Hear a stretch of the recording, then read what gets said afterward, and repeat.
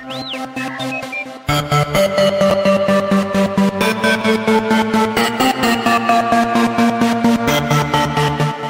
Nerd Academy podcast is released weekly at 12 p.m. Eastern Standard Time, available on our website at www.thenerdacademypodcast.com and wherever you listen to podcasts. You can find the Nerd Academy podcast on Facebook, Twitter, Instagram, and YouTube. You can also help support the show by going to patreon.com/The Nerd Academy podcast, where every donation allows us to bring you more exciting content every week.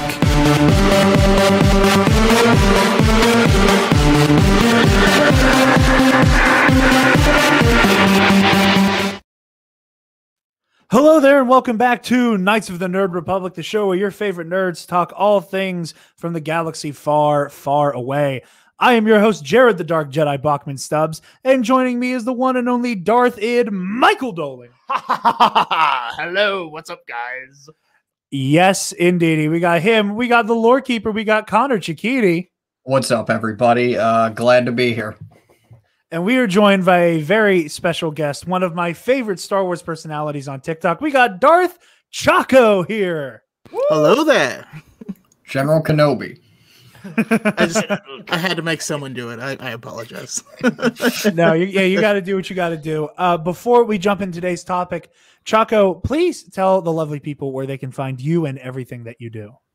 Yeah, so I'm Darth Chaco on TikTok. That's where the bulk of my stuff is for now. I'm branching out and trying to do my thing on YouTube. There on Darth Chocolate, youtube.com/Darth Chocolate. Have a podcast called the High Ground Podcast where I have different people on, different creators on. I'd love to have you guys on at some point, and just pick topics and talk about them, as well as it's available at all podcast places too. But I'm also reviewing comics and stuff like that on it. High Ground is a great show. We would be honored to join you if you would be so bold as to make the mistake of having any of us clowns on. All that said, we have a great topic for you guys. One that I've been wanting to do for a hot minute, and I was like, you know what? I think Choco's going to be the perfect guest for this. So we've had this one locked and loaded for a minute, been working on making this happen. Today, we are going to try to get to the bottom of who is mostly to blame for the fall of the Jedi Order. Maybe the clones, Jared. Maybe the. Now we're massacre. not looking. Now I'm glad you brought that up, because we're not looking for whom precisely did the most killing. That would go to the Youngling Slayer 9000 over there on the shelf. But also because that's only part of the story. They became warriors during the Clone Wars, so. I mean, I was going to say Coleman Trebor, because he yes, he pulled a Leroy Jenkins, and you don't do that. We here on the does he know about your obsession with him? Yeah, no, I had a weird fixation on Coleman Trebor before it became a meme on TikTok. Every time he comes up on this show, I always refer to him as the Force's favorite idiot. And that is how he will be remembered eternally. But I should probably put my phone on vibrate. I'm on a roll today. But we are gonna jump right into this topic. So Choco, I'm going to give the floor to you first. In your opinion. Whew, okay. To whom does the majority of the blame fall? And I like that you said majority, because there can't be there's no single source. So full disclosure, I've not read 100% of the canon comics, but I am fully caught up on all canon books and all that stuff. Other than that, for now, and I gotta say, reading this new stuff with the High Republic, you see them at the height of their power, and they are doing what Jedi are supposed to be, and it's awesome to see them like this. But you see the cracks, you see these slow cracks, and you know where they're going to go.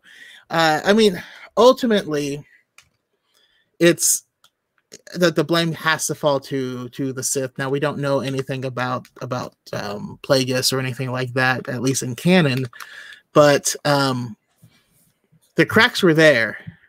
The Sith got a hammer and a chisel, and they were hammering on those cracks, and that's what broke it apart. So, do you blame the person exposing the cracks or the cause of the cracks? I don't know. I don't know. Okay. So I'm glad this is where we're starting. I agree with that, and that's probably one of my favorite things about the High Republic so far. Is that we get to see, it's like, oh yes, it's this Jedi Renaissance. There are all these, Arthurian space knights, and this is so beautiful. And there's like moments where like it almost feels like the books come to a screeching halt, where it's like, oh yeah, this is the shit that gets you killed. Like, oh yeah, there's these Drengir and the Nile, and like mentions of Sith here and there. Those little cracks. In the armor. Little cracks like that, but I mean, just like philosophically, where like their really weird treatment of Elzar Man, where they just like for no reason, they're like, you don't get to be a master. Why? We don't like how you use the Force. What's that supposed to mean? Shut up. Like, especially coupled with like, he's one of the dark-haired humans with a blue lightsaber. Okay. So he's like our twin. Don't get my hopes up. No, but then we also, and oh, man, I love Elzar, not only because I love Futurama, but he also is like all of these Jedi are more like Qui-Gon, but he is the Qui-Gon of these Jedi. So he just makes me happy. But I also think about like Reath Silas in Into the Dark, where like his in that book, bunch of these masters just died in this like big event, and like he's trying to figure out that, and then the council are like, okay, so what are you gonna do next? And he's like, but she just died like a second ago. And they're like, yeah, what's your plan? And we get to see a couple of people on the mission are really struggling with that. Connor, have you finished it? I am currently 143 pages in. Okay. So then I will not say anything else. but in my household, we stand Geos, a Geode. Oh my god! Oh yeah, dude, I love Geode so much. That's the rock being, right? I need to start Light of the Jedi. I have it. It's in my room. I'm going to start it soon. But yeah, and I think what you bring up, Choco, that who's at fault? The fault, the person who allows the fault lines to be there, or the person who's taking advantage of them. And I think that we're gonna bring in suspect one, I guess is a good way to put it. We got Sheevy Keen, we got Palpatine, who so masterfully picked the one dude who was able to single-handedly make all of the ugly parts of the Jedi just glow. Just whether or not how much of it was planned, with the most recent episode of Number One Contender, I was making fun of that hilarious video that Cosmonaut Variety Hour did about the prequels with the whole, so Palpatine sends a guy who sends a guy who sends a guy who sends a shapeshifter who sends a robot who sends worms to kill Padme type convoluted shit with Palpatine. Take these. They're very poisonous. Yeah. There can be no mistakes this time.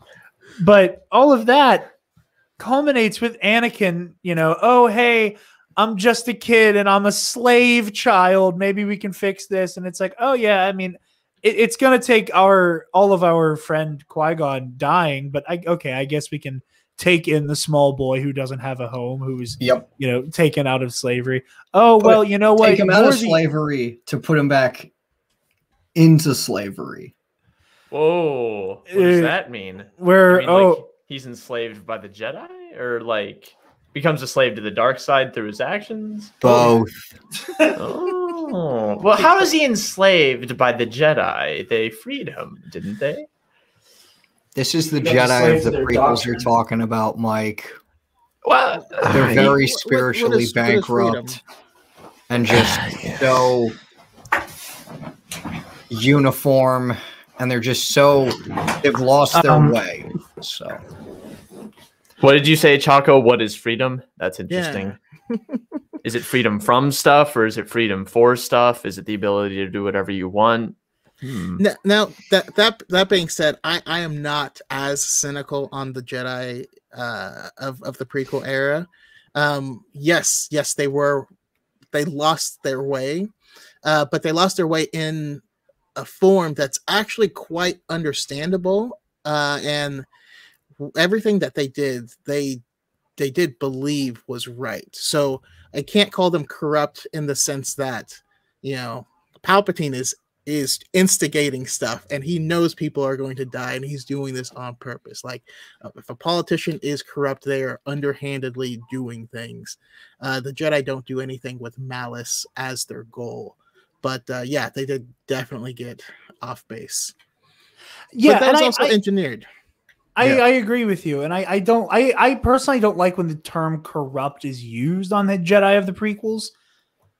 I think calling them decadent and arrogant is a little bit more apropos because, like you said, there's no malice there with the prequel Jedi. It's not like any of them what they're doing is right. They think what they're doing is right, and like very few of them truly cross the acceptable lines by Jedi standards. I think part of the problem just becomes what the Jedi standards are at that point. I was going to point that out. Our minds. Or is it the Jedi standards themselves, or is it their interpretation of the standard, or what they do with that standard? That's kind of where I kind of land on it, because the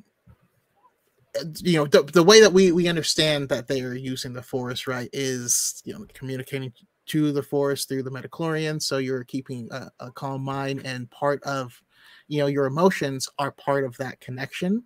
So you can definitely understand them saying attachments can be a bad thing, because that can affect your connection. It can cause you to, if you start thinking selfishly, to start to dominate the Force rather than listen to it.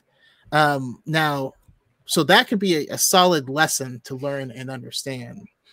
But you can interpret that with suppress all of your emotions, which is not what is said, but it is a response to that. So there's also that kind of massage. Like, I think Obi-Wan is a very repressed being. Yeah. Oh, yeah, especially now learning all this stuff about Satine, definitely. I never thought of him as that before, but having the Clone Wars, yeah.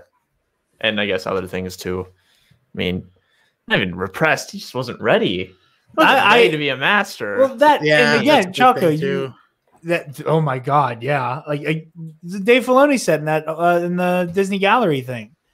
It's like Obi-Wan was not supposed to be Anakin's father. Couldn't be. Couldn't be. He's his older brother at best. Yeah. Qui-Gon was supposed to be his father. Now, here I have a question. What were you going to say? I was going to say, isn't it heartbreaking how in the From a Certain Point of View book, it talks about how Obi-Wan would wake up in the middle of the night and Anakin would be laying on the floor by his bed because, he was taken away from his mom. And then the person that took him away died. And so he would sleep next to Obi-Wan's bed because he was afraid he'd wake up and Obi-Wan wouldn't be there either. Oh my God, I didn't know that. Oh no. Nothing but pain. My God, we really started this thing like down low. Yeah. I mean, that's the nature of the topic, but no, you're right. But that kind of shit though, that trauma, that also adds to the order falling. Again, it makes the way that a lot of Jedi go from prevent yourself from attachment, interpret that as, oh yeah, just close off everything. Yeah, no feelings ever. That a lot of Jedi interpret that as suppress, one of whom being Mr. Skywalker, and catapults between I feel nothing and I'm just on fire as a person, no pun intended. But he's catapulting between those two extremes. Of course, he becomes easy pickings for Palpatine. Yeah. You know, like it's those especially with damaged person. Yeah, especially with how like the Jedi just treat him. And that's some of them. Okay. I have a question for everybody who's read Light of the Jedi, who's reading that trilogy, all of that. How much is the Republic working? How much are the Jedi and the Republic like really working together on stuff? It's pretty hand in hand. Okay, so kind of like how it was in the prequels. I would say, at least for me, at least my interpretation of it feels it feels more like the Jedi and the Republic have a partnership. Yeah. Yes. And less like a dominant, like they're like the Jedi are the Republic space cops. Right. Like, and that's how they kind of feel in the prequels, where here it just kind of feels like, hey, shit's going left. Instead of we're gonna hand this off to the people who are very well equipped to handle this, who we will help handle it, rather than them being like their unofficial standing army. Yeah, because, I like the partnership analogy a lot. I really do. That's actually a fantastic way of putting the Jedi and Republic's relationship during this era. my analogy is that the Republic would be Disney and the Jedi would be Marvel, where like it's a separate studio, they do their own thing, you know, versus like Warner Brothers and DC, where it's all one big machine, and that's why we've been getting garbage for a while. Okay, that's also tune really in next good. week on tune in 2 Mondays from now for the Snyder Cut review, ladies and gentlemen. Because we're all gonna need a drink anyway. I won't. Yeah, I'm excited for it. I'm excited for the Snyder Cut, but I know we're not here to talk about that.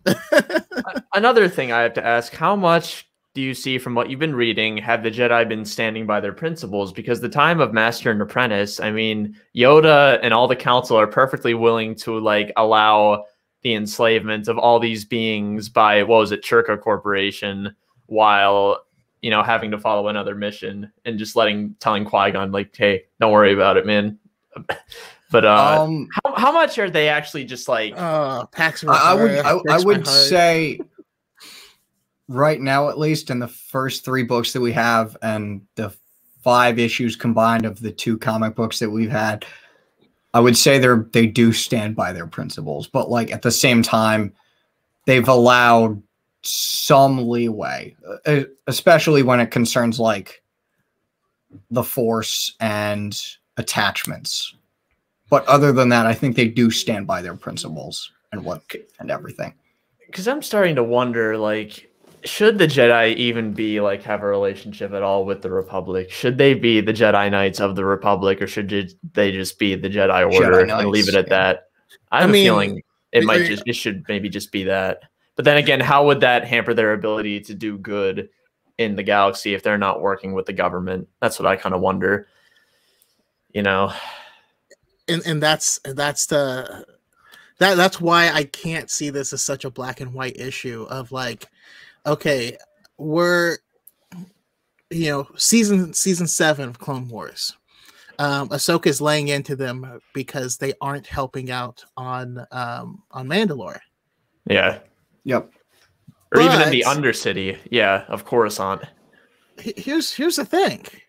At this point in time, Maul is the rightful ruler of Mandalore. They switched back to their old ways, and then he did a trial by combat, and he won, and he's the rightful ruler. And Bo-Katan helped him, helped overthrow her sister, and then didn't like where things went because their system is flawed, and they're a neutral system. So like the question is, yes, I believe it's morally right for them to come in there, but is it right for them to go into this neutral system that doesn't officially want their help and then depose their ruler without being asked? Like, so it's in that case, I think it's a good idea, but at the same time, you can't. Is that less Jedi-like to impose what they consider order on other species and planets? I don't know. I don't have the answer to that. Because I mean, like to like what it seems Jedi philosophy is, but I'm very hazy. I mean, there's so many interpretations that I hear all the time. I don't know like where attachment's good, where attachment's bad. I mean, Anakin's like traveling with the Senator, bending the rules, and like the Jedi Council trusted him to take Padme to Naboo, so like they had a trust level there. And if he's just already like twisting Jedi teachings, like how much are the Jedi already doing that already? And he's just sort of picking up on what's going on around him. Now I can't remember where I was going with that. Oh yeah. Well, we also find out that Jedi are, attachment, like they're allowed to hook up. They aren't celibate. Like they do get a lot more leeway than a lot of people think. I think, a lot of us in the audience will transpose our views on organized religion on top of the Jedi Order and make assumptions that weren't actually told to us. So I think that's part of it as well. That's interesting. That makes sense. What are the Jedi rules of celibacy then? What are they? Don't form attachments. They never said you can't fuck. Really? They do, yeah. Like within the text of the order, they do never say you can't have sex. So like, wow. And it's a very minor spoiler, but like that's something that is addressed in Into the Dark. Like I did get a tiny bit of it on. I think it was Reith musing about Orla's speech about celibacy of the body and something else. So I did get a teeny bit of it, but I'm assuming it's explored more, which is dope. So yeah, and basically it's like long story short, we'll just say no because I don't want to get into it right now. But we also had people like Rael Averos was aptly named.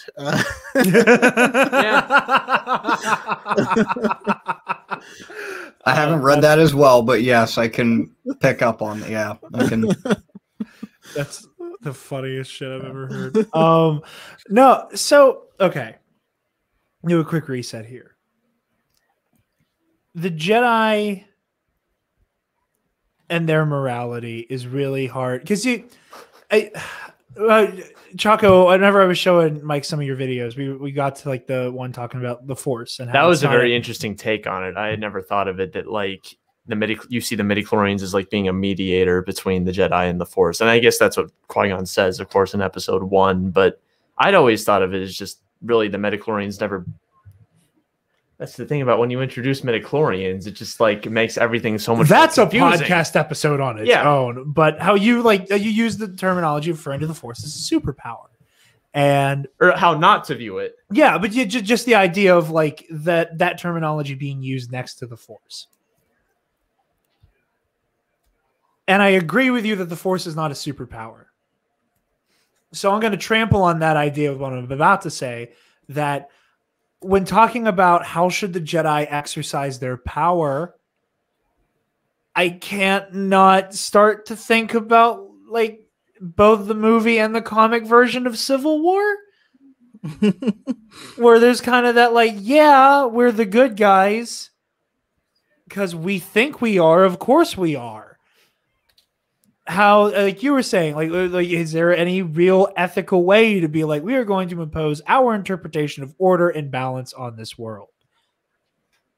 Is it ethical to go fix the thing when you weren't called to fix the thing?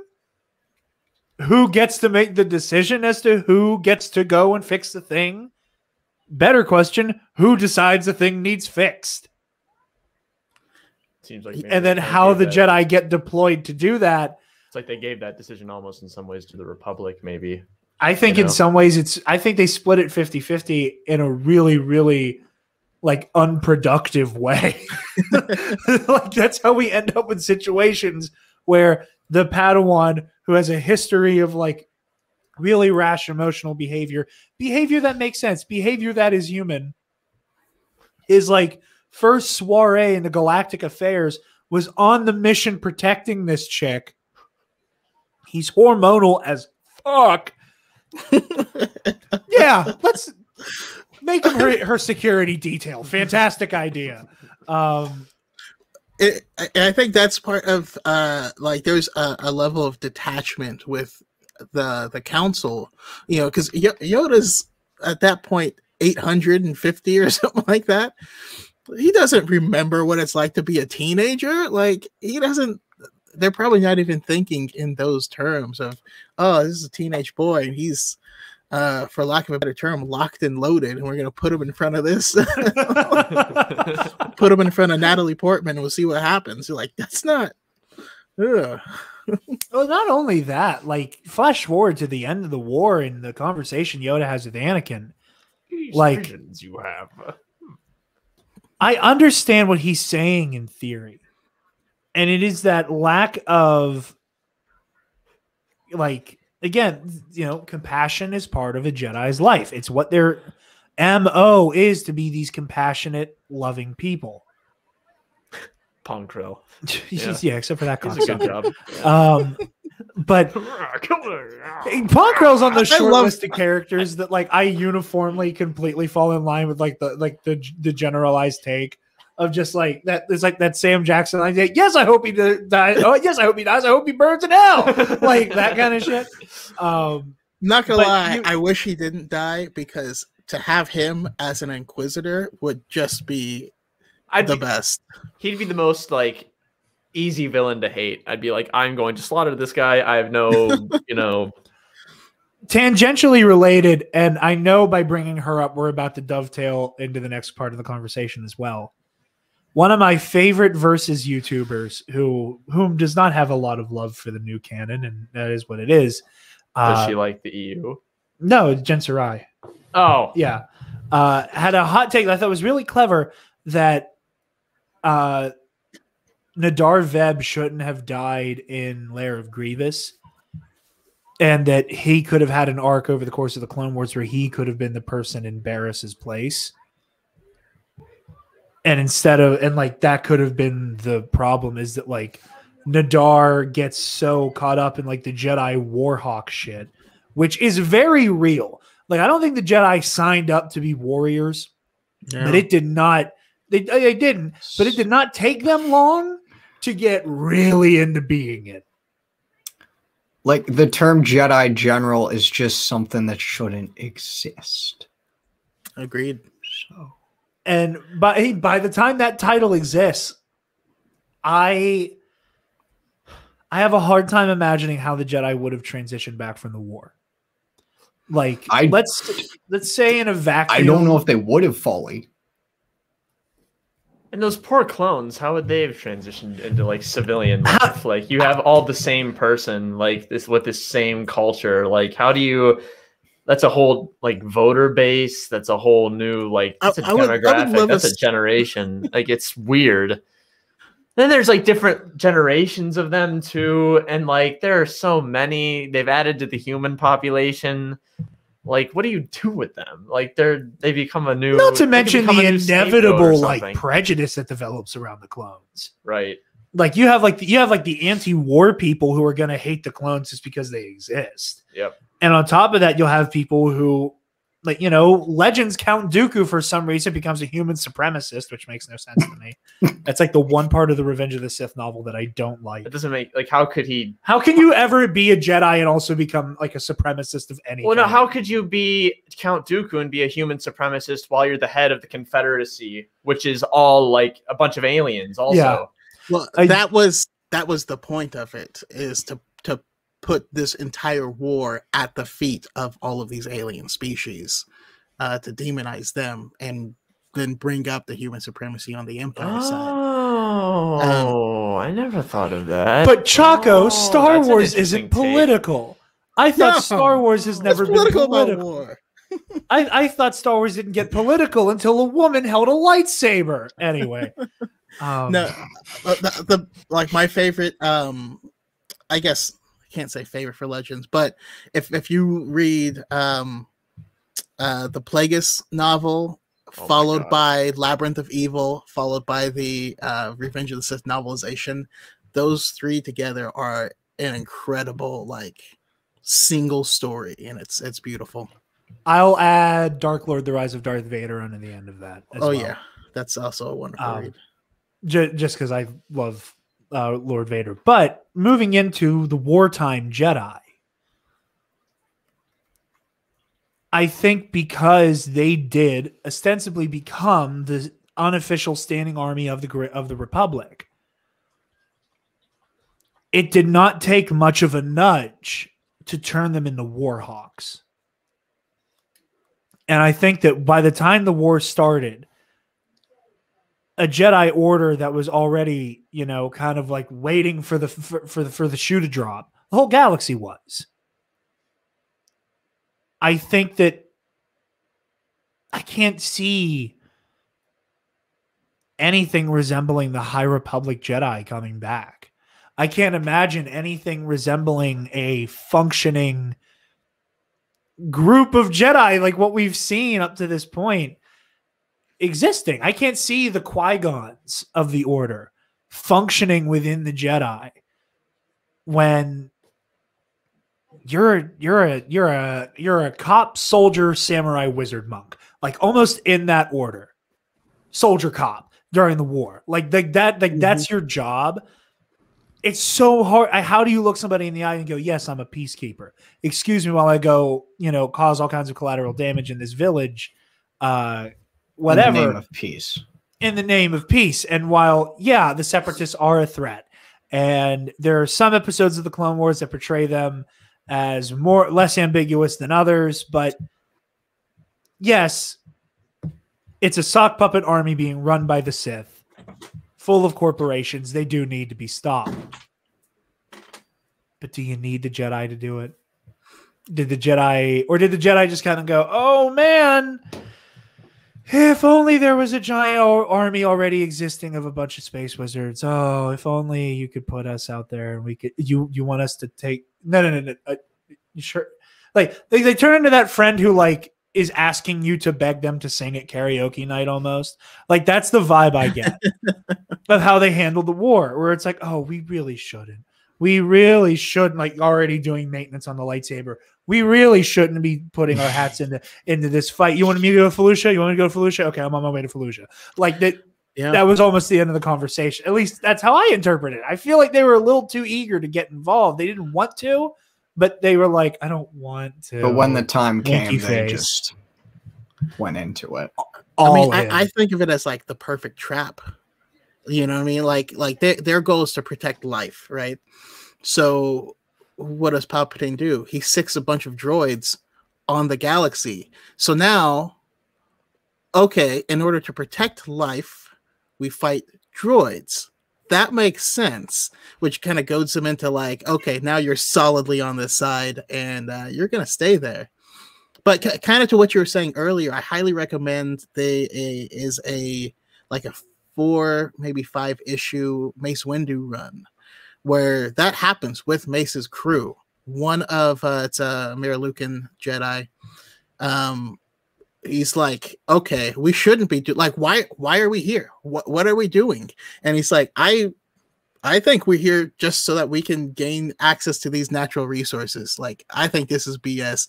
And they end up fighting, and he ends up like his name is Proset Dibbs.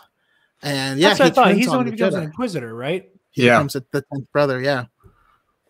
But it's cool because like those conflicts do happen, and we get to see some of them. We sadly not on the big screen, but they're happening. Do you, posing this question to everybody, what do you think the Jedi ever could have done post-war? Because I think the galaxy doesn't trust them enough at this point. I think that even beforehand, they'd be like, "Oh, even Jedi, beforehand, but you don't care about us." And like the what were the sisters? What were their names? The Martez sisters. Martez sisters. Yeah, they were like that. That was already like, "Oh, Jedi poodle," like the dog in episode 2. It was all there. Yeah, what the hell? That's weird to think about. And then like, how do you unring that bell? How do you actually become peacekeepers? Well, I think they'd have to prevent the clones from being scapegoats. But I mean, it's weird. Like, then like, did Palpatine make the clones into like?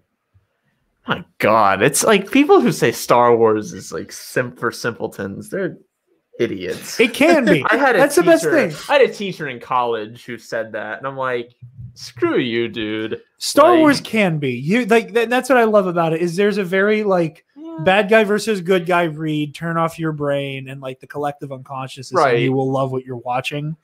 Or you could turn your brain on and just be really terrified and sad. Yeah, that's where I live. That's where I live. No, that's where like most of the podcasts do.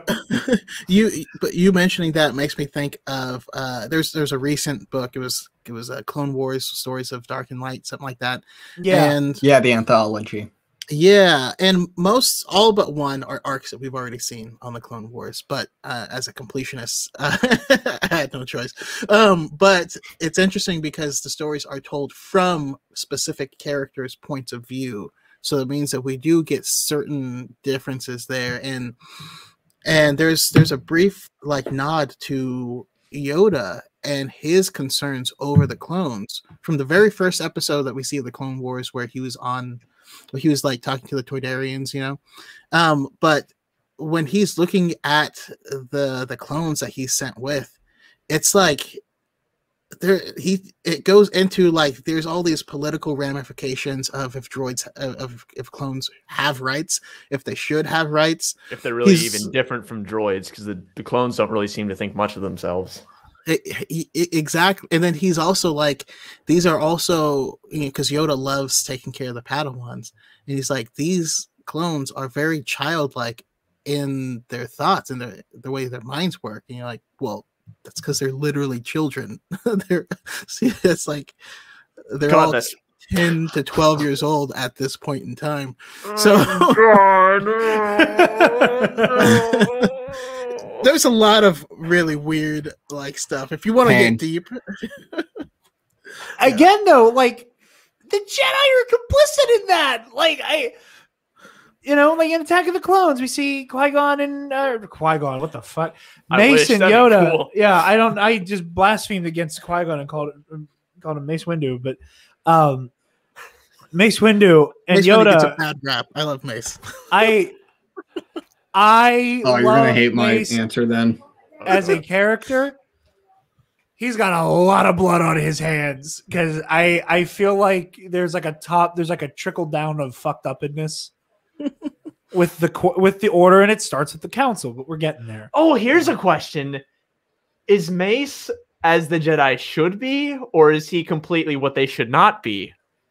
Hold that thought. I'll get into that. Sit on that. Think about that. Is he too too intense, or is he like, the Council will make its own decisions on who it elects as its members, not the Chancellor. Like, who is Mace a good, or is he more like Qui-Gon, or is he more like, who's the most like corrupt? Obviously, this Jedi is like Yoda, I get, but you can't really say Yoda because he's also like he trains Luke, but still, that's after he changes. Like, who? Okay, wait. On the scale of like the Jedi are these set apart knights and monks, who's on that side and who's like, like give me like 20 credits, I'll go pop a cap in this guy's ass and fuck off. Like who's the bad Jedi and who's a good Jedi that we can use maybe to kind of like on a scale? Who is that? Nobody answered that question yet. No, that's like kind of where I'm trying to move the conversation. Okay. But we see Mace and Yoda having their conversation. There is no like, hey, we need to pull the plug on this whole clone army thing because Sifo Dyas, even if it was Sifo Dyas, went rogue. Like, yeah, that's right. Like Yoda can say he's like grossed out and like, oh, I need to take care of these child soldiers as much as he wants. He literally chauffeured the child soldiers to the first battle of the war. Like, he was on the gunship 2G and like, bro, you go get to be wonderful the mind of a child is. Like, no, none of that shit right now. That was the same episode. Same movie. Same motherfucking movie. Yeah. Ahsoka's a 14-year-old girl in a tube top and is like, yeah, we'll send her into battle. That's cool. Yeah. Yeah. Hey, who's my master gonna be? Hey, you know the really unstable guy who may have boinked a senator and maybe like genocided an entire village of Tuscans? Like I see the wisdom. That guy. I see the wisdom though there, in that like it's like the unexpectedness of wisdom that like, oh well, you struggle with this, then you're the perfect one to do this. But like I see that, but still, I know what you mean. But it not entirely well thought out, but. I do want to talk about hiring Orochimaru as your babysitter because that's.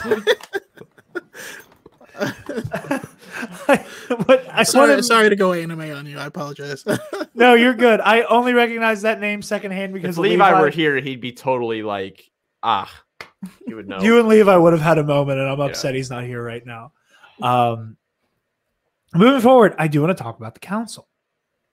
Again, and okay, so who's the good Jedi? Who's the bad? Like, what do you guys think? Because I think this kind of goes into the question of who's the original question of who's responsible for it, because you could pin it on some of them. That interpretation though of that question puts it on the Jedi, though. You know that it's the Jedi's fault for their own demise. I think, like Choco said earlier at the very beginning, is that we're talking the majority.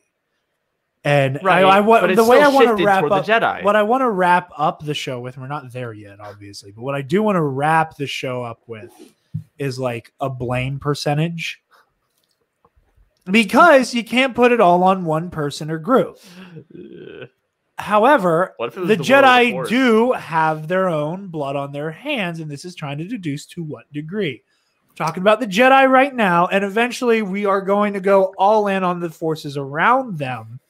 But the Jedi unto themselves are too complex to not open with and probably spend the lion's share of the episode on. So, Connor, as you were saying, my friend. That's really all I just wanted to say. Was like, okay, those two questions are sort of intertwined.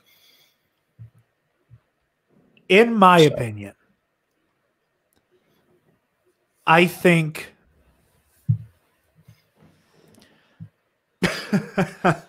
Okay, so Yoda is, in my opinion, an embodiment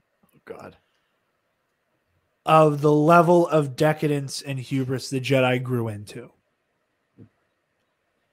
They went largely unopposed and unchallenged spiritually for so long. Not as in terms of like the threats they faced, like, you know, obviously we have the Nihil kicking around, whatever. But they got to be kind of given the pre-drawn conclusion that they are the good guys. They don't have to do much soul searching in the prequels. You know, when you're the person who's in charge, when you're the person who's called on to fix shit, it's very rare that you have to look at yourself in the mirror and go, what could I potentially be doing wrong here? You kind of don't have room for that. You kind of don't have time for that.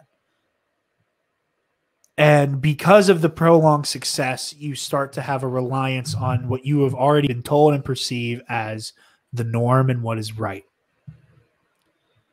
And I think that when you have someone like Yoda, who has been the face of the Jedi for literal centuries, even in the High Republic, they are talking about Yoda as this established, like, well-worn hero of the Jedi. Like, he has been king shit for so long. Jedi. You can't have that and not expect to get somebody like Mace Windu, whom love him as a character. I love Mace as a character. As a person, he is emblematic of where the Jedi morally fell. And I think that there is a might makes right mentality that Mace carries with him. But that's also bad. That's what I'm saying. Yeah. Is that like that's his point. That there's so much self-assurance inside of Mace that is modeled in the order completely below him. You can't have, we've been the good guys forever, therefore we will always be the good guys, therefore we cannot do anything wrong as an institution, and not end up with Mace, Revenge of the Sith novelization. I will literally do what I have to do for the Republic. Not the Force, not the light side. This weird amalgamation that the light side and the Force and the Republic are all basically the same thing. Mm-hmm. And you have those two people running shit.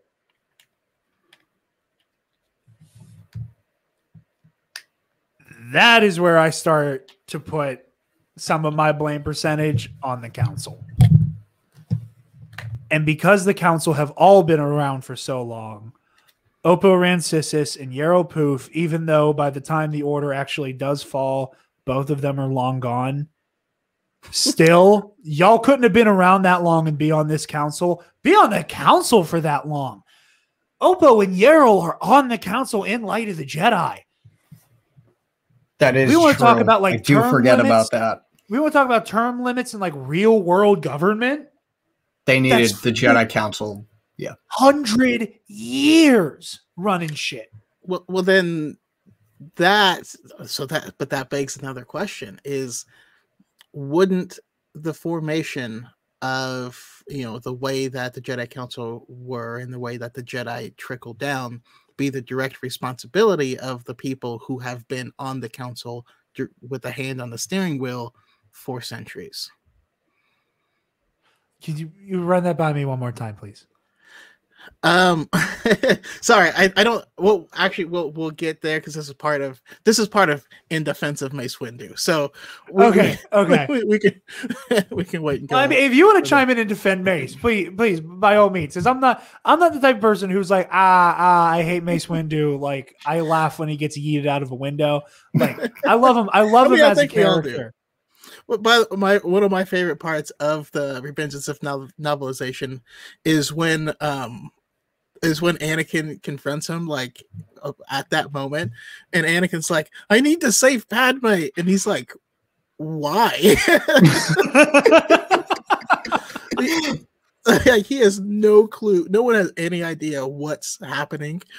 Yeah, so that's what Anakin tells him before he gets yeeted. Dang, I want that in the movie now. Like, sincerely, I don't know why. It's just funny. Isn't part of that passage though also Mace's internal monologue, not in as many words, but basically saying, "I'm gonna need to talk to him about this when this is over. Like, we need to have a conversation. What the fuck did you just say?" Like, hey, the official take of this podcast is and always will be that everybody knew Anakin and Padme were sleeping together. Nobody realized it was that bad that they were married. And that, in my opinion, makes it all way funnier, is everyone's like, I'm not worried about Anakin. He's a kid being a kid.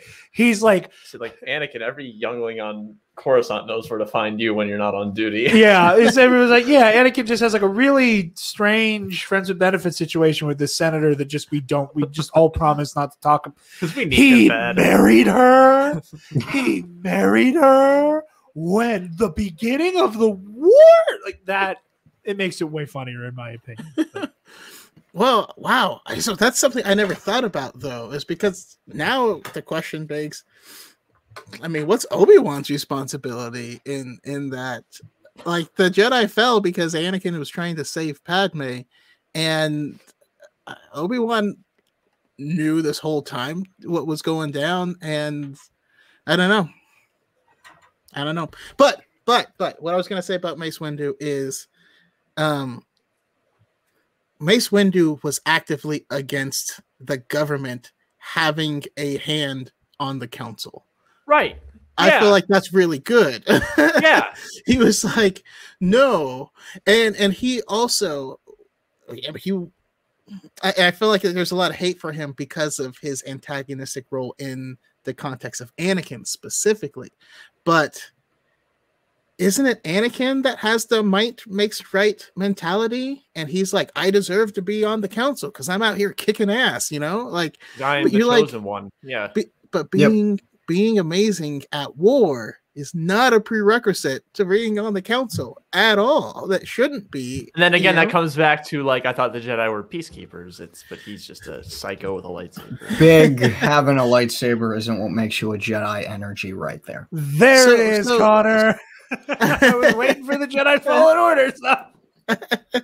I had to say it. But like, it works I love that there. line. Yeah. So yeah. I feel like I see Mace as the person that's not going with the flow. Now he absolutely did back the Republic because he felt that, at least in the Revengeance of Novelization, felt very strongly that the Republic is how they could do the most good, which is still wrong. But I mean, that's what Obi-Wan said as well. My allegiance is to The democracy, Republic to democracy. Yeah. Mace Windu also said, I think it's time that we let people know that our ability to use the Force has been diminished. And Yoda said, no, you're not going to tell anyone that, you know?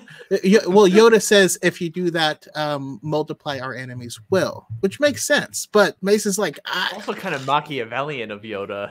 Well, but it's pragmatic, I guess. It's almost like Yoda's terrified of the institution of the Jedi being questioned even a little bit.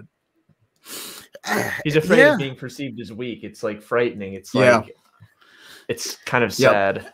Choco. So I feel like that goes back to Yoda again. But you know, this is so fucked up. Like, well, that's my point. I love Yoda. I love can Yoda. of worms is going to be opened with this episode. My God, thank God for this. Like, sorry, you were saying, yeah. Choco, I'm sorry. I keep speaking over you. I apologize. Oh no, I apologize if I'm talking too much. I feel like I am. No, not at all. No. Okay. Not at all, man. Dude, that's why you're here, bro. But you know, also Mace Windu was not in love with Anakin, right? No. He was not in love with Anakin's power and all this stuff. Now I hear these things of like, oh, it's because Mace thought he was the chosen one. Like, but I've never seen that in anything. That's not substantiated anywhere, and especially not in canon. But Mace Windu is not taken by the label of chosen one that's been placed on Anakin, and I think that label is also a big part of why Anakin fell. It's because he has this thing to live up to, and that's a huge source of pressure. But Mace is still treating him like a regular he doesn't treat him any better or worse than anyone else, and Anakin's like, no, I'm special, and he's like, take a seat. Literally. Yes. So that's why I stand with Mace. He is problematic in the sense that he is he's Anakin's antagonist, and Anakin is the hero of, well, he's the main character. Important distinction there. Protagonist and hero don't necessarily mean the same thing sometimes. So I stand with Mace. I put more blame on what was going on Yoda than anyone else, and because he's the one that should have known better. He eventually learned better, but it was a Thelma and Louise situation where the car's already going off the cliff, and like, okay, well.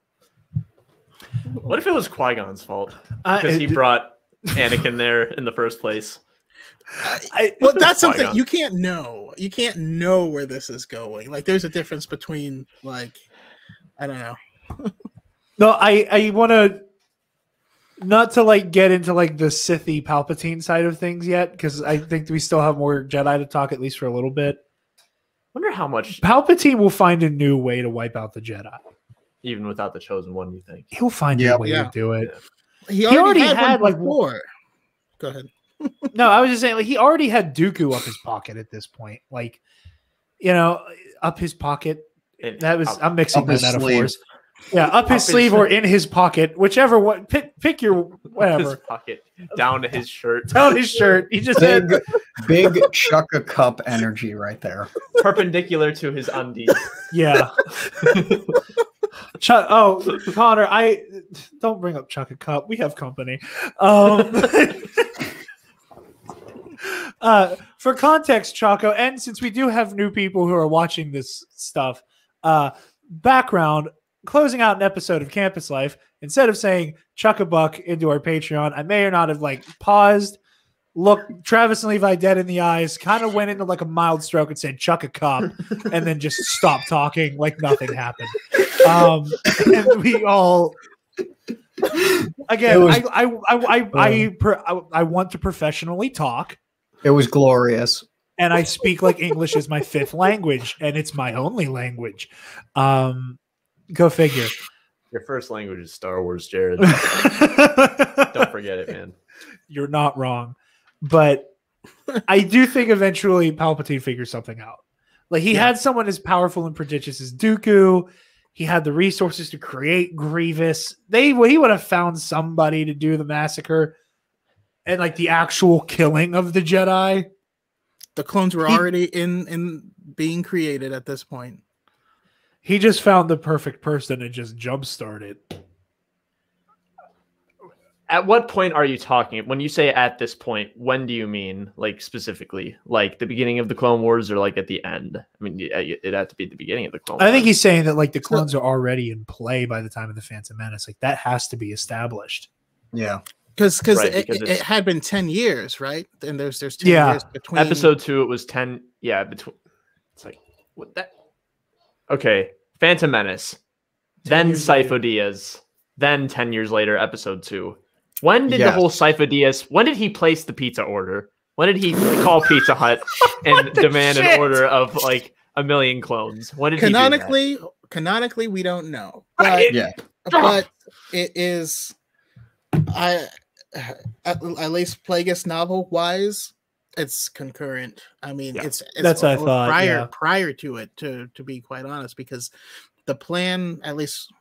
By the way, I don't know all of this out of pocket. I've actually been rereading Plagueis because I just love that's good. So I have like extra stuff, but at least in that book, they had been theorizing for years of like, okay, the only way to get the Jedi involved is we need to create a war. And they're like, but you can't have a war. There are no standing armies. They're like, we have to create standing armies so that we can create a war, so that we can draw these people in.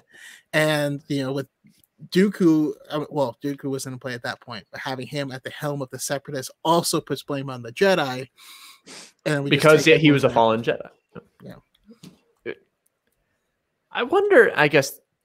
And in canon, at least, Dooku walks away way before Phantom Menace, right? Exactly. In the old canon, he walked away like a year or so after Phantom Menace. He left because of Qui-Gon dying. In this one, he was like, I can't get down with the Jedi anymore. Yeah, and Qui-Gon.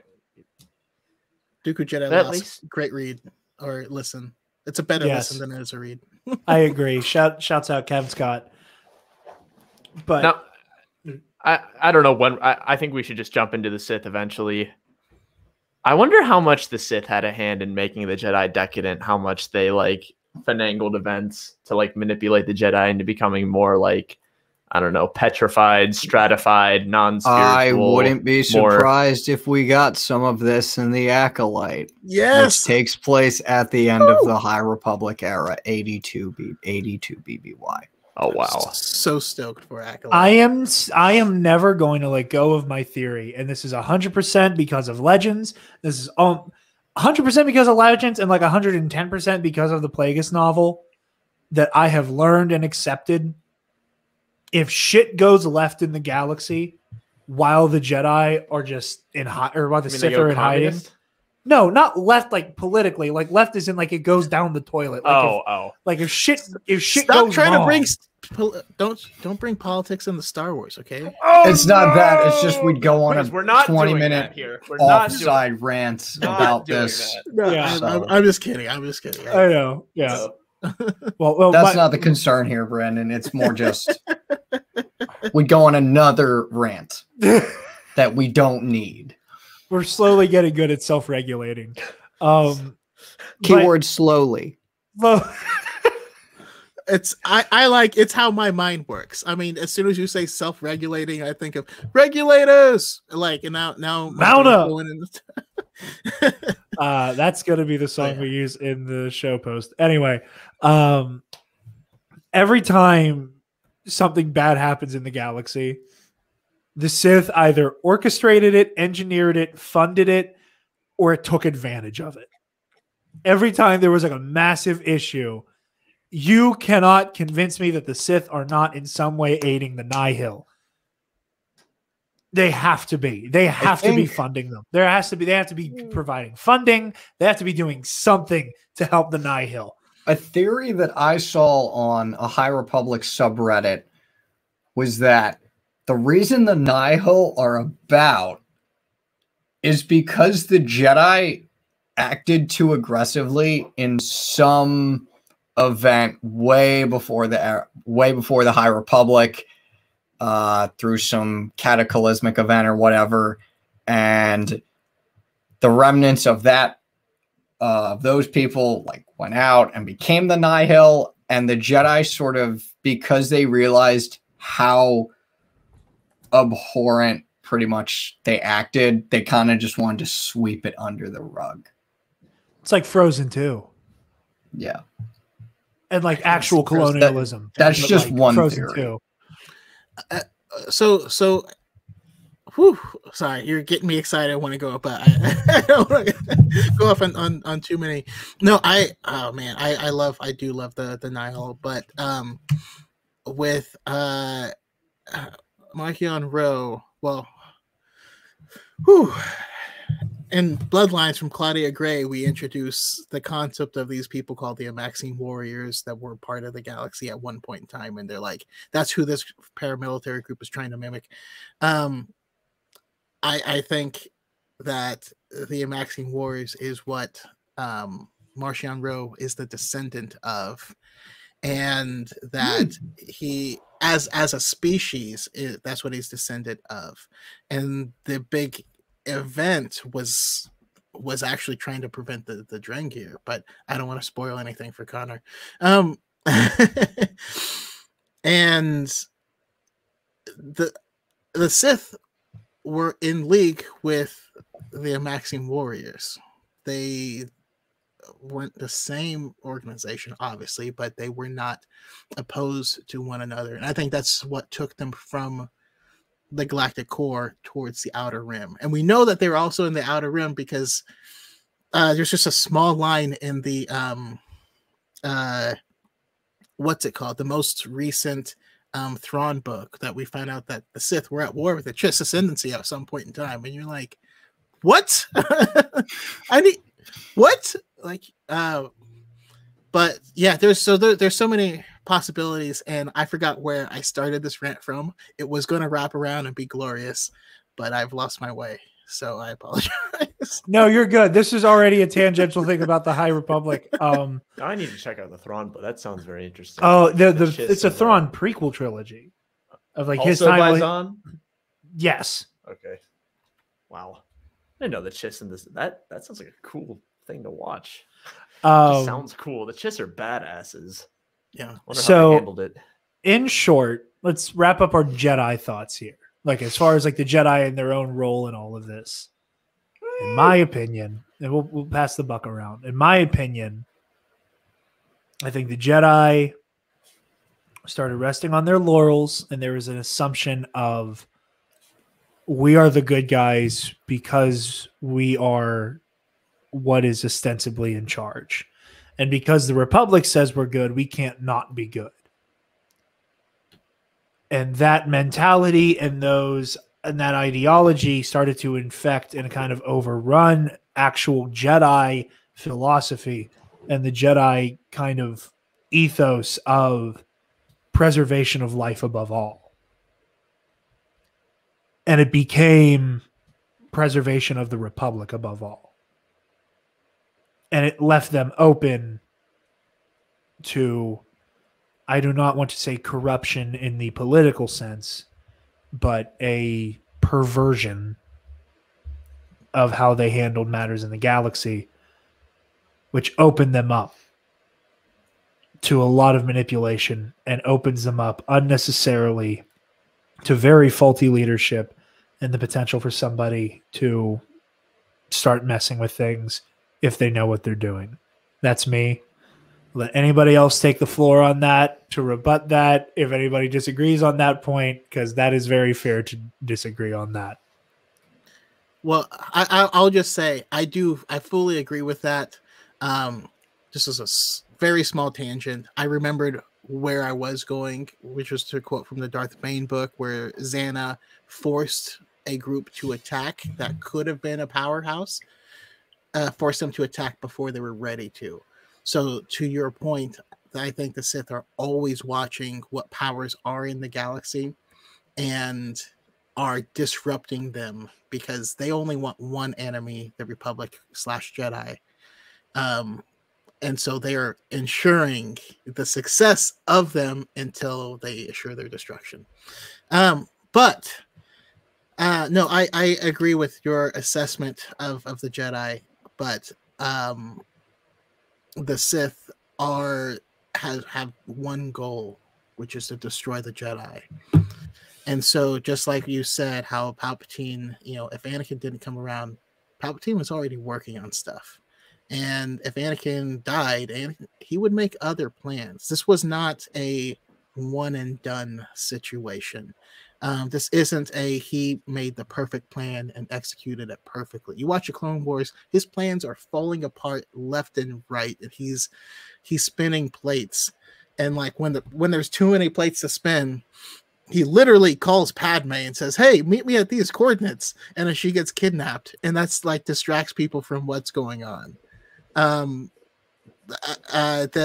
book Labyrinth of Evil, they basically track because they've had figured out that whoever the Sith Lord is in the Chancellor's office. They think it's Maz Amedda, but they don't know who exactly it is, and they're tracing that person, and they find out, like, they're about to figure it out, and Palpatine's like, "Hey, Grievous, come to Coruscant and kidnap me right now." So I do have to still blame the majority of it on the Sith, because that is their goal. They are seeing to very strategic successes and failures of the Jedi to ensure they end up, yes, they're exploiting their weaknesses, but them having weaknesses is accidental. The exploitation is intentional. I just need to say, I think at least once a month, somehow the conversation on this podcast falls back onto the hilarious premise of Labyrinth of Evil.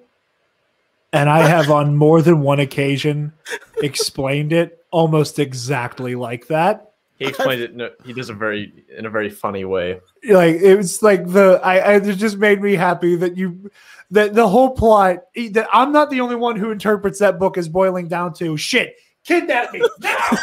like they had like a Michael Stanley moment, like in the like, what? Like, kidnap me. Thank you. Okay. I've never met another person who's read that book, so thank you. That made my whole day, is that it all boils down to Labyrinth of Evil almost being like a wartime sitcom moment. It's the funniest Star Wars book. If you try to explain to somebody, the premise is hilarious. The Battle of Coruscant is just one massive bait and switch because the Jedi are about to kick down like the door to Palpatine's secret warehouse. I mean, the real sitcom to me is Dex's Diner, and I'm gonna need that at some point. But same. Yeah. This random dude. What is this thing? Oh, that's a toxic dart. It's pretty dangerous. I don't know high level assassins use it, but this one was made specifically by Camino and cloners. And you're like, who the hell is this guy? Like, I just want somebody at like the little milkshake bar to turn around and just look at Dex and go, "You're gonna wash your hands now, right?" All of them. I need cheers, but in Star Wars. But Dex is also in the witness protection program and has to is like solving crimes and stuff so that attention doesn't get drawn to him at the same time. That's the show Dex? I need. What happened? We don't know. Like, he just he became Snoke. He became better than Snoke Windu. It's better than Snoke Windu. Turns it's a out step that up. Plagueis became Dexter, and Dexter became Snoke. Or no, Plagueis became a strain cast. He went into Palpatine, then Palpatine cloned himself to get Plagueis out of him. That's what happened. I'm smelling burnt toast. I need to stop. I need Snoke to be Plagueis somehow, Choco. I need it. I do too. Snoke sweet is Plagueis. It's right there. It's right it there. It is. And they ordered it. They take it. It's yours. And then they took it away. Man. Not really. Yeah, they did. No. Not the episode. I will say, and I'm kind of tipping my hand as to like what my percentage is going to be by the end of the episode. While I do think that a lot of what happens is avoidable and could be avoided if Yoda, in particular, was handling shit differently. As somebody who's a bit too much of a fan of a certain superhero. I see that. Is it no, it's can you actually throw it? Yeah, you can throw it. You can definitely throw it. Wow. Oh, I thought it was metal for a second. I was going to cut myself. I, more than most people, can appreciate the value of prep time. And the Sith. Oh, yeah. For those of you listening and not watching, I'm holding with a batarang that we have in the set. The Sith had a millennia to come up with the plan to take out the Jedi. And while they are the ones who acted on what they did, acted on their plan, carried it out, did all the planning, all the plotting, they still can't do what they did without the Jedi being kind of morally bankrupt.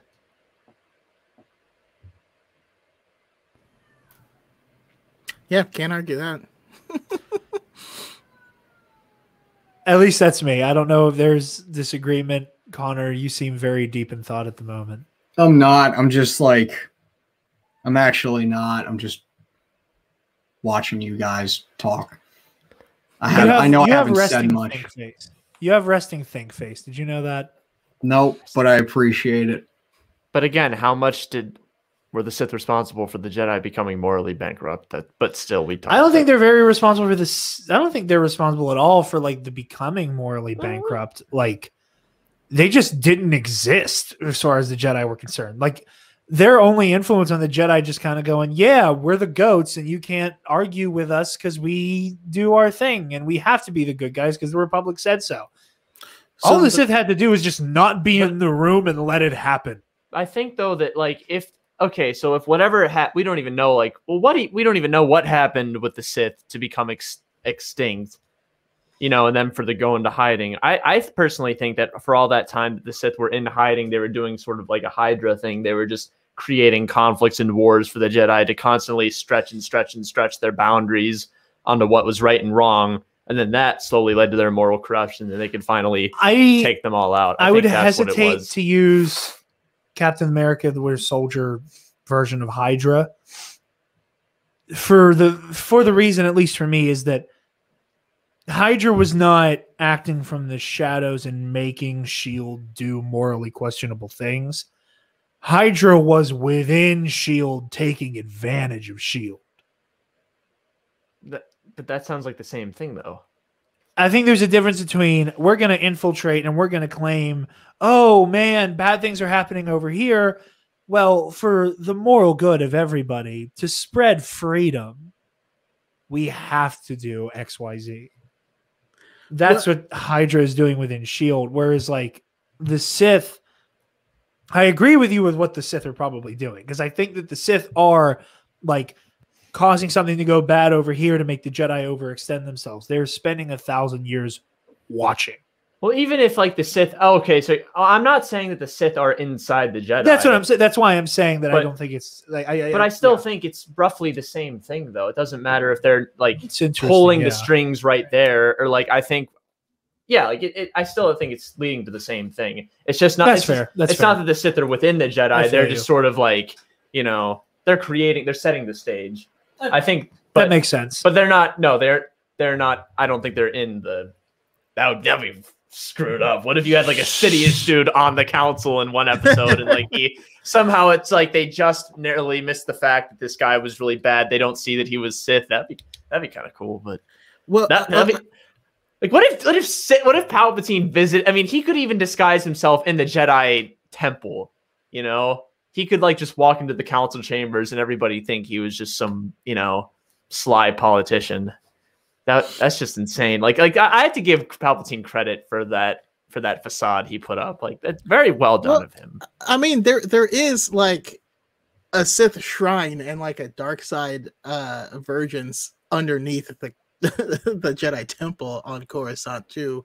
I think that could also be provide a small helping hand in what he's in his ability to hide. And which is canon, by the way. Oh, really? I didn't know that there was this. It's in Into the Dark. It's there, and that's also we also know that Palpatine was on Coruscant during Rebels, with the World Between Worlds, and that is his doorway was the actual symbol for the Jedi Temple. On Coruscant, like all the doors had their own specific like symbols.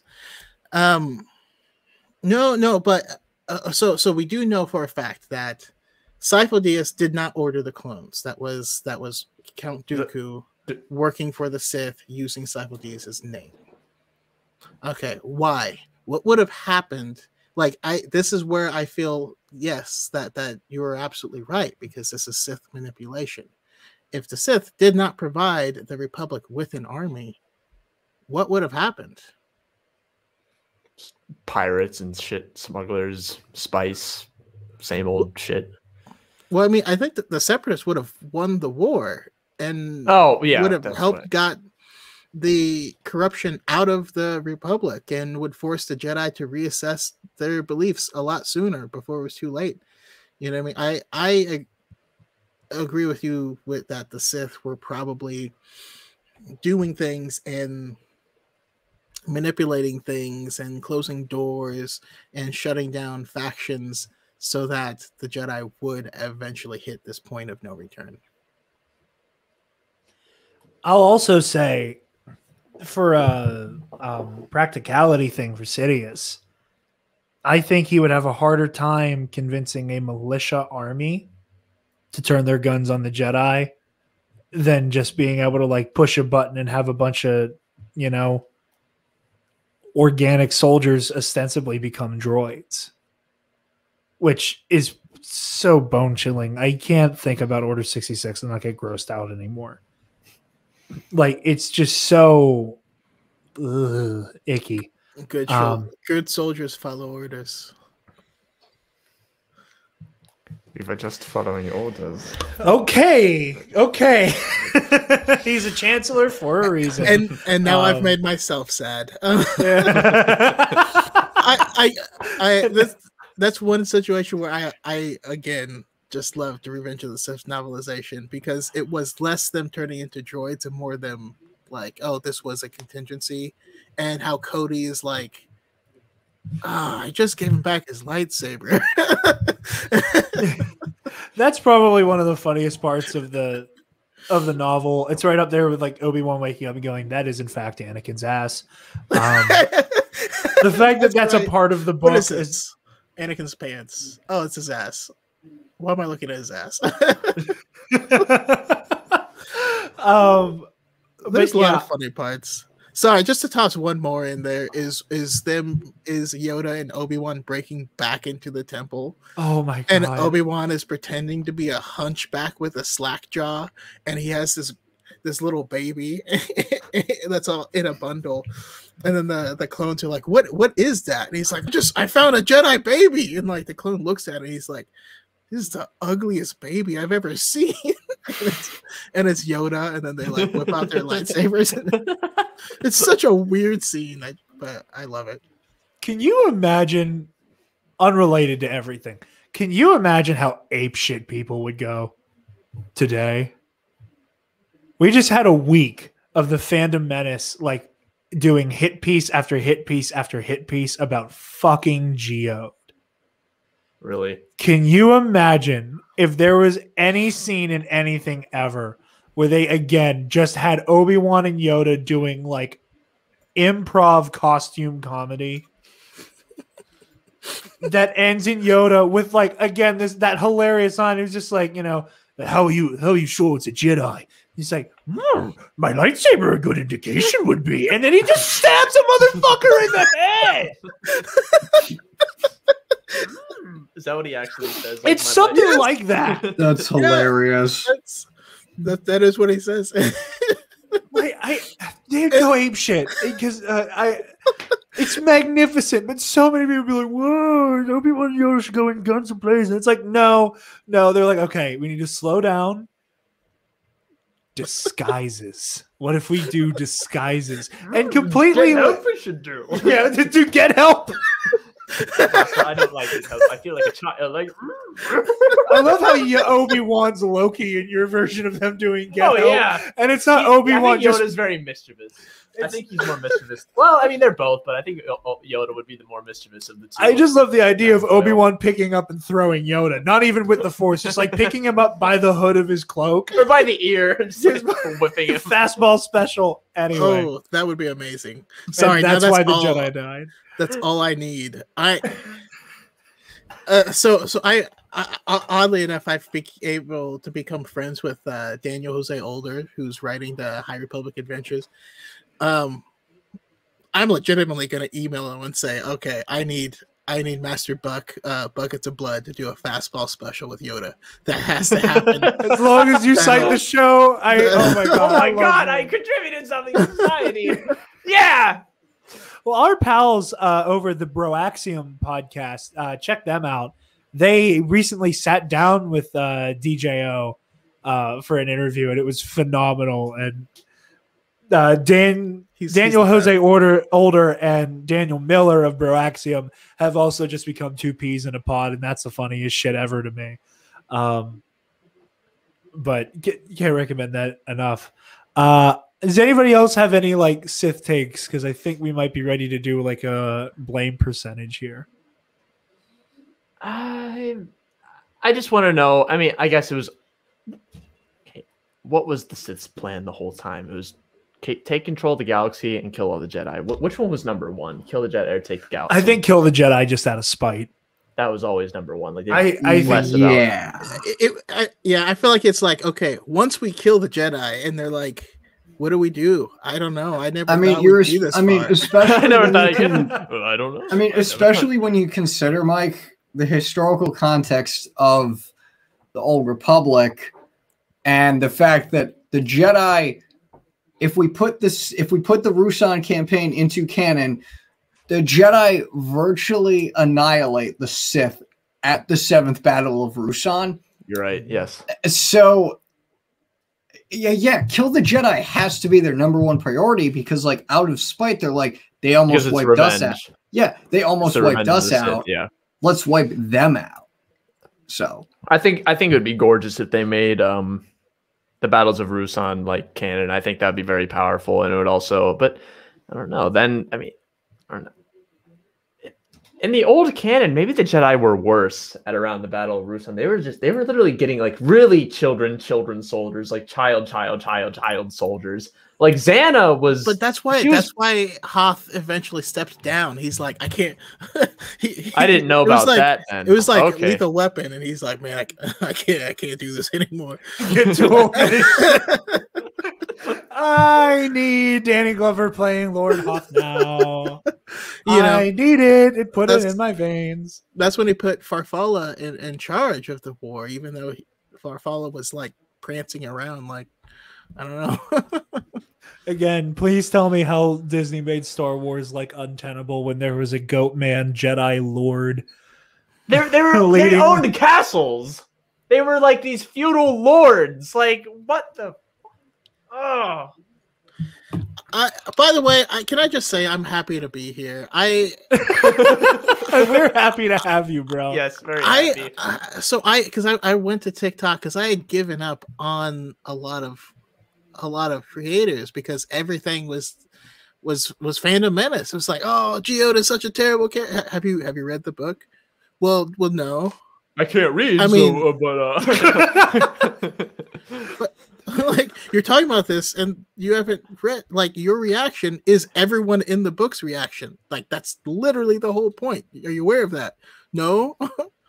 Well, this conversation's over. So I don't know. I appreciate this conversation because I didn't know what to expect, and this is delightful. What if we were like really bad? Oh yeah, the scum of the earth, the scum of the internet. Yeah, I couldn't live with myself. No, I mean, my internet would probably stop working correctly partway through. Yeah. Sorry, guys. I'm going through a tunnel or something. I'm going through I'm in the Kessel Run right now, guys. Yeah. I'm going through like the one part of the Death Star. Yeah, it's not great Wi-Fi there. Trench Run's real bad, guys. Yeah. Oh, that's funny. So no, we're honored to have you. That's again, because everybody on this show in this network, when it comes to Star Wars, there's like a very like diverse opinion set. Like I'm a Legends guy who is in love with the new canon. You're a Legends guy, kind of hot or cold. You can go either way. Like you like some stuff, you're not thrilled. Yeah, I've grown more respectful of it, but at first I was furious. Part of me still is, but Connor, you've be like we call you the lore keeper for a reason. You are new canon friendly. Yep. Spencer, Levi, they're both. But neither could be on today, which is unfortunate because they'd been having a blast with this. And this episode will be like 2 hours long. Why don't we just do a part 2? Like honestly, like we should I'll have come Choco back. I'll come back. Re-examining. Because I feel like a mutant within the community because I'm like, you're not fandom. Well, I've read 130 Legends books at this point. I love Legends. My favorite Star Wars character of all time is Jaina Solo. Screw Kaitis.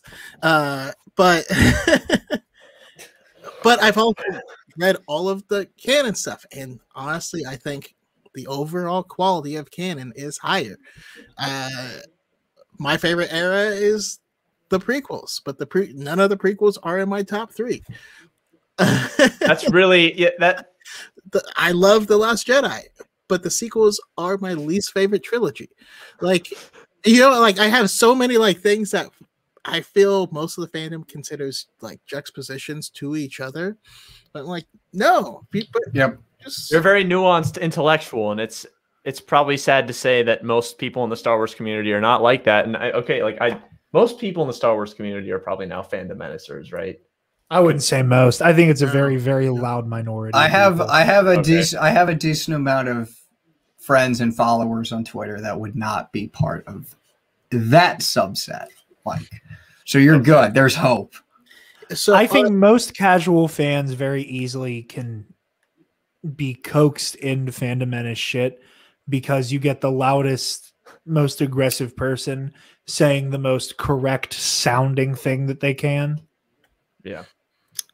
But the other part is because I'm just trying to get started on these other areas, but like TikTok, I'm at 120 something thousand followers, and I get thanks every single day from people who love Star Wars. They are not part of the fandom menace, but they don't contribute to any conversations because they're afraid to. They are scared to. They are pushed out of it. Like that's a real thing. Our friend, wow. She goes by Darth Vader with an X, on as the A, but she put up her Star Wars rankings, and she got reported so much that they revoked her account for a while. Now we take care of her now, but like it's active. It is a minority, a very vocal minority. You'd be shocked at how many people there are that love all this stuff, or they're joining now for the first time, or they're so excited for all the new stuff. You'd be shocked how many there are, but they won't take part in any of these conversations because they don't want to. They don't want to be attacked, which I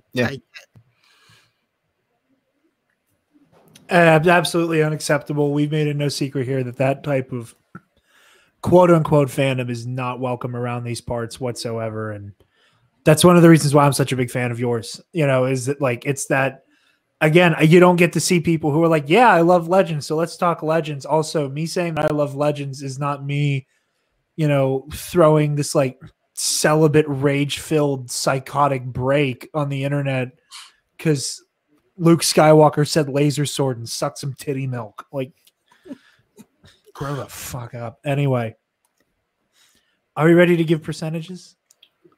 Do you think we're ready for it? Sure. I believe I am. All right. Choco, final thoughts and your blame percentage. Whew. Okay, so you guys are probably still going to hate this, but I cannot in good conscience give most of the blame to the party that was exploited, in my opinion. So the fall of the Jedi is to me, and by the way, I am a very visual thinker. Everything I have is in analogies. Like I'm picturing a basketball game, and this team is very weak and they hesitate before making passes. The other team knows this and is going to take advantage of that weakness. So it's not their fault if they get dunked on because of that weakness. That weakness was exploited, right? And Palpatine is the coach, and he says he sees this, he orchestrates this whole play, and Anakin is the one that dunked the ball. So for me, I'm going just seeing Anakin doing Air Jordan right now. That's all I can see. That's all I'm seeing. I'm seeing High School Musical flashbacks. Don't bring it up. Don't bring it up. Sometimes deep lore, Mike and I may or may not have been in a production of High School Musical in high school. Well, the Sith were in it to win it. So yeah, they had their head in the game. Booyah. No. What have I done? So I'm going 50% Palpatine. I am going to go 30% Anakin, as he did the thing. He made the choice. And the rest I place on the Jedi Order, because they were in a position where they failed to stop it from happening, but they did not make it happen. That's where I stand. All right. I dig it. Connor? So you haven't heard just my voice that much, everybody, but it's fine. It's whatever. In terms of blame percentages, I'm going to exclude external factors. Okay. Because I think it's pretty obvious that, like, the Sith, especially Palpatine, are just so... you can tell that they were pretty much big factors in the fall of the Jedi. I'm going to take the route of the fall of the Jedi in my blame game, at least, is through the Jedi themselves, and the person I would most put that towards is Mace Windu. Darth, you're gonna hate me, but like, to me, he's the George McClellan of the Jedi, in that I can't help but hate him. I can't help. because to me, at least, he's the embodiment of everything, quote unquote, wrong with the Order. He's sort of arrogant. He's unadaptable per se, at least in the context of how we view the Jedi now with the High Republic. He's sort of unadaptable, and he just wants to stay the status quo. And he thinks he knows best when it comes to the Order. But as you've said, Darth Chaco, that's because mainly Anakin's the main character of the story of the prequels, and we view that through the lens of Anakin and not the lens of Mace Windu. I think if we were to get like from a certain point of view, prequel story through the eyes of Mace Windu, I think a lot of that would help me not further like heal the sort of divide I have. And the conversation of the stuff you've brought up has just sort of started to do that, because like I do agree, like Mace is definitely, he thinks what he's doing is right, but from my viewpoint, it's just not where they should be. So I would say 85. I don't know. I'd say like 70 to 80%. I really don't know. The rest of it, I really haven't thought of any other single Jedi other than Mace. Luminara.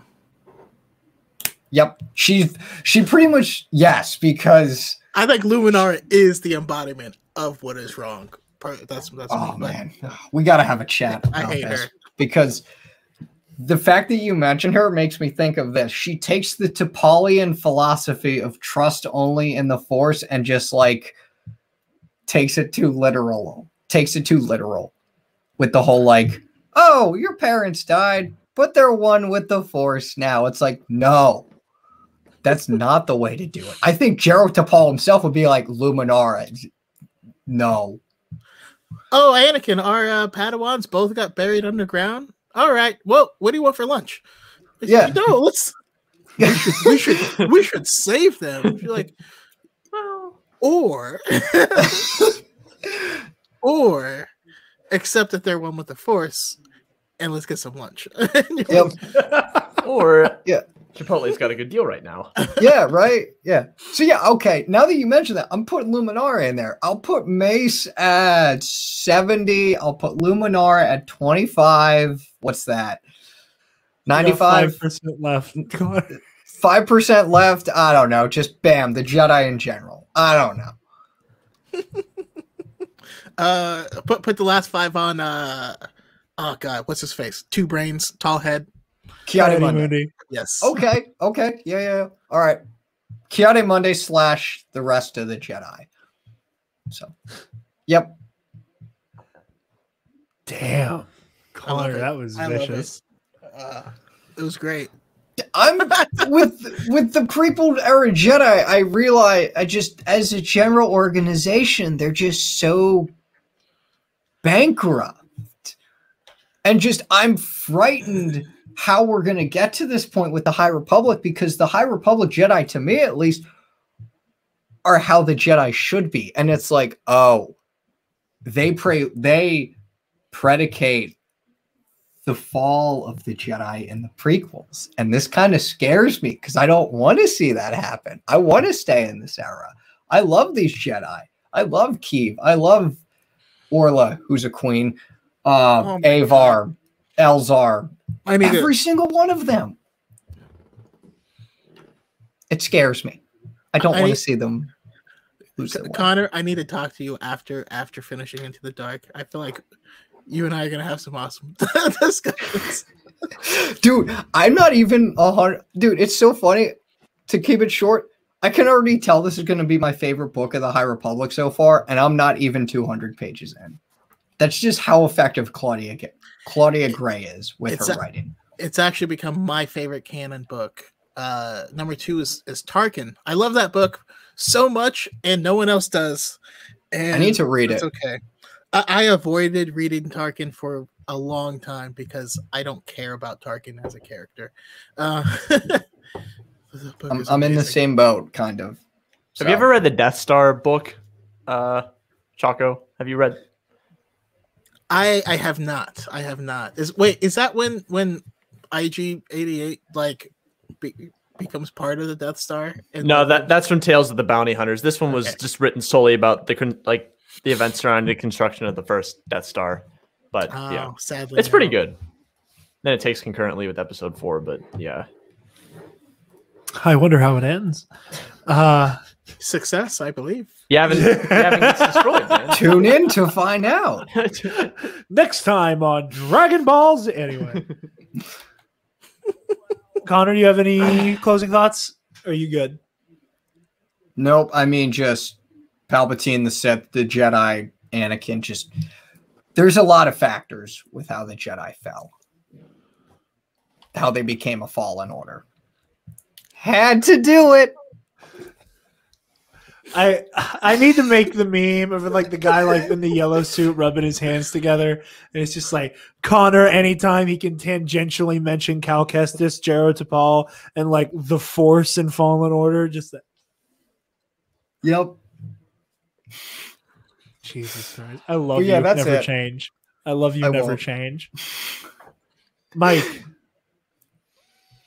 closing thoughts and your blame percentage. Again, I agree with you guys. There's a lot of factors, but I don't know. I mean, I guess I see stuff in black and white a lot, but I also see that there are a lot of factors going into why the Jedi fell. But I think ultimately they have a lot of personal responsibility, both in themselves as people and on how the Order was run. Like being so heavily like in the pocket of the Republic, I think that really contributed a lot to their fall, their demise. I kind of take the opposite sort of role of the opposite opinion of Connor. I think Mace might have been like one of the best examples of what a Jedi kind of should have been. Like, I think he was just like, he wanted to do what was best for the Order, wanted the Order to be as autonomous as possible. But I think maybe in order to do that, he had to kind of crack some skulls. That's why I think he was a dick a lot. I don't think he necessarily had the best touch regarding how to get the Order to do what it wanted to do. But I think too, though, like, I think the Sith at this point, I still kind of view them as being like Hydra. Not that they're in the Jedi doing bad things, but they're just sort of setting the stage for everything to fall apart. So I guess I'm going to give a good, like, shit, but I don't know. I'll give like a good 45% to the Sith, and then I will give 25% to just like arrogance being built up within the Jedi, just like greed, just complacency, just lack of humility, not caring about the poor, the underprivileged of the galaxy, being willing to like overlook the misdeeds and the injustices that the Republic was also ignoring. But I also give the Jedi credit for trying to work with the Republic, because that might have been a good way to like keep order in the galaxy, or at least freedom, whatever that meant.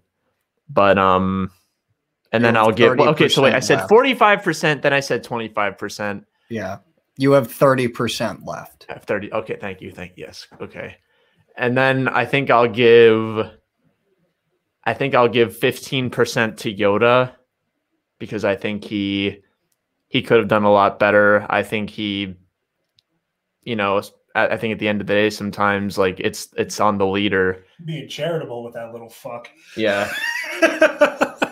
Like, I think a lot of the times it's on the leaders who do stuff that's wrong. Like, when something bad happens, you can look to bad leadership and there's also external factors too, but I'm going to put 15% on Yoda. Then I think I'm going to put 15% on Anakin, because kind of like what you said, Choco, he made the choice.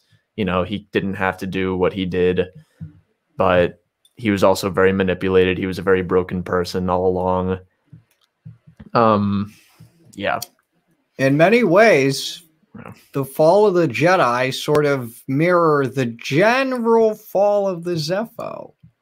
Which you'll find out, Mike, when you play the game, which you should finish. Which I know. That's my last reference, but like I needed to make. Every time I'm here, just please beat me.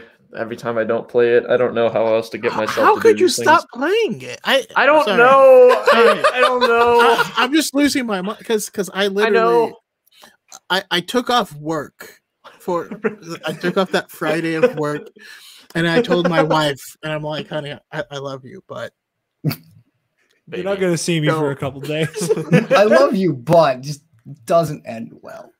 Which almost worked because it took until Sunday, and I'm trying to fight the sisters for the final time, and then that's when my wife is like, all right, I need help with this stuff. I'm like, fine. So close. We were this close to greatness. Yep. But yeah, please finish it. Yep. I love how we have people who like aren't even like in our immediate circle who are now harassing you about beating Fallen Order. I honestly forget all the time until we get on the show, and I'm like, oh wait, Mike hasn't beaten Fallen Order yet. All right, Jared, what are your opinions? All right. So I want to say up top, I have a really hard time factoring Anakin in. Oh, wow. Because I have a hard time like adjusting for Anakin. Because he is in part manipulated by Palpatine, but also makes some really horrible decisions as a person where he takes a lot of life. But also he's only so easily manipulated and so emotionally stunted that he manifests his feelings of powerlessness and rage and anger and hate and violence because the Jedi don't know what to do with him. But he also made those decisions. But also he ended up with those coping mechanisms somehow. So it's like parents that aren't ready to be parents and they have kids and they're like, I don't know what do you want? Like you said, Connor disappeared. The prophecy has come true. That took way longer to happen than I thought it would. It's because I think I was able to charge the camera a lot more. Anyway, Jared, what would you put your I was assuming a prophecy misread it may have been, but it came true. You're saying that now? We're about to finish the fucking war. I will say, so in the same way that Connor did, where he was like, his whole kind of pie chart of who fucked up was based around the Jedi internally. Same thing, because Anakin is such a wild card that is affected by all parties just as much as the actual issue itself. I'm not taking Anakin into account. So, that said, I put a solid 30% on the back and ears of Yoda. Wow. Individually. I think that there is a mindset and philosophy that trickles down to everybody else in the order. If it is not for Yoda's arrogance, you do not get the trickle-down economics. Trickle-down economics. I was wondering how many times I could say it before you said that. But I don't think without Yoda, you don't get, in my opinion, the kind of like bullheadedness of Mace Windu or just the absolute head up your ass bullshit that we get from a Luminara and Dully. I don't think without Yoda, you don't get this like very, very arrogant, self-sure Jedi Order. It's just amazing how like one leader can set the tone for like how an entire like place is run. I know. It's like, it's insane, you know, like, yeah. I hate it, especially in workplaces. Exactly. Yeah. It's like, it's almost magical. It's like this big like octopus web thing that just sort of, and yet I don't know. It's like, I think because Yoda sets the tone. Yoda sets the tone so poorly and creates an environment that the Jedi can be so easily had. That falls on him. I think the Jedi Order as just a concept is going to make up that other 20% because they're the Jedi Order and the nature of their relationship with the Republic. Like just like the institution of the Jedi Order and how it is run and perceived is that other 20%. The other 50s for the Sith. I think that it's like I think 30% individually falls on Yoda. 20% is just the rest of the Jedi being generally shit in a very specific way. I take that back. I'm going to say it's in a dark place to make decisions, a weird place to. I'm going to say another, like, I mean, the Jedi is super problematic. But there's like a small nod that brings Siritachi into canon, where Obi-Wan recalls like how much guilt he felt by touching her hand in the lunchroom of the Jedi Temple, and you're like, oh, so they did screw these kids up. So yeah, I'm with you. I will say 40% actually will go to Palpatine, Darth Sidious as an individual. Again, there's 1,000 years of planning. Prep time is very important. However, I do think Palpatine kind of took the Sith grand plan and did jazz with it. Like, I think he elevated it because he is so gifted politically. I think he, in the words of the great Missy Elliott, put the thing down, flipped it, and reversed it in a way that made it way more effective than I think it ever could have been. And then the rest of that is on the part of the Sith grand plan. So, side note, yeah. I think Missy Elliott was just playing Uno when she made that line. She's like, ha, reverse. Oh, that's a good idea.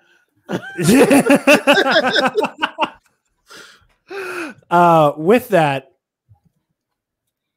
I think that's all we have for you guys this week. So, Connor, where can the lovely people find you, my friend? They can find me on Twitter at DepaBanana. They can find me on Instagram at ConmanJFO. And they can find me on Facebook, admin in the Alliance of Star Wars Fanatics, a group that, Choco, I think you'll really like if you have Facebook. Our whole mission is to discuss Star Wars positively, respectfully, and in a sort of constructive light.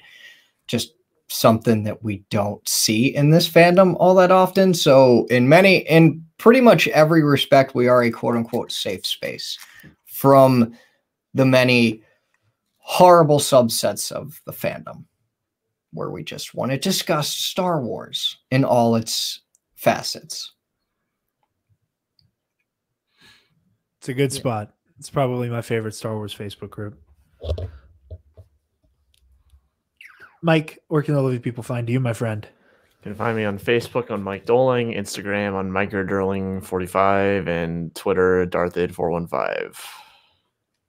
Thank you, my friend. And Darth Chaco, where can all the people find all the great stuff you are working on? One more time, my friend.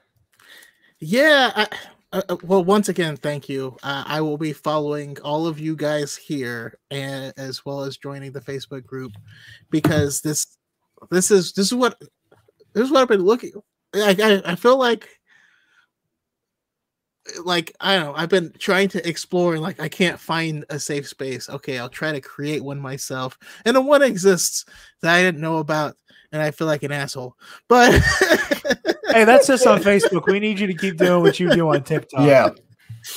But yeah, I'm Darth Chaco on TikTok. That's the majority of my content is on TikTok. Darth Chocolate on YouTube, and again, I have the High Ground podcast, which I hope everyone here can at some point come on. We always pick random topics. We have different creators each and every week, and we pick people who love things, and we talk about those things that they love. So it ends up being a really interesting discussion every single time.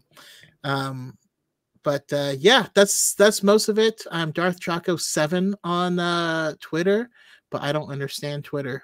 So yeah, that's me. Also, I hate Luminara. What was that? Oh, I hate Luminara. That's and I love Buryaga. So Buryaga, Yagaberry. Yes. I love we trust. Buryaga and Geode. Just absolutely. I am a Elzar stan, as it were.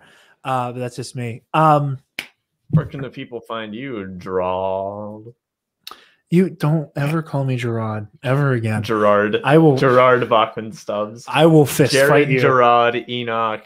Well, no, Damien Enoch Bachman Stubbs. Yeah. So much deep lore. Anyway, you guys can find me. He's going to be Twitter. my apprentice one day. You know that, right? I'm not telling that story. This is a long enough show. I'm not telling that story right now. You guys can find me on Twitter and Instagram at DarkJedi2552. And you can find the Nerd Academy podcast on Twitter, Instagram, Facebook, YouTube, and on our website, www.thenerdacademypodcast.com, where if you're feeling generous, you can donate to our Patreon page, chuck a cup, something like that. Speaking of our patrons, thank you to our $10 alumnus, Case and Brion, the Waffle Wizard, Delta 9, and Zach Canals. You guys help us make the content that we love to produce. Check out the $5 tier. We have our Knights of the Nerd Republic Versus series. We got this month's up now. We got Kyle Katarn versus Darth Malgus. Go check that one out. And for April, we are going to be doing Executor Cedrus versus the Grand Inquisitor. So tune in for that. Be sure to check out Heroic History 101, our other $5 show, where we do different comic reviews of stories of old. Travis and I have last month's episode up a little bit late because, we suck. We did the first volume of Nick Spencer's Sam Wilson, Captain America, to Harkin and Falcon and the Winter Soldier. We're going to be doing the New 52 Foundation of the Justice League to celebrate the Snyder Cut at the end of this month. So be sure to check all that out. Check out the audio commentaries that tie into the Nerd Academy Movie Club on our Patreon as well. Check out all the other shows on the network. Like, comment, subscribe, do the things. We are all very honored that you all have joined us. Darth Chaco, thank you again so much for being on the show this week. This has been a blast. And may the Force be with you all, always.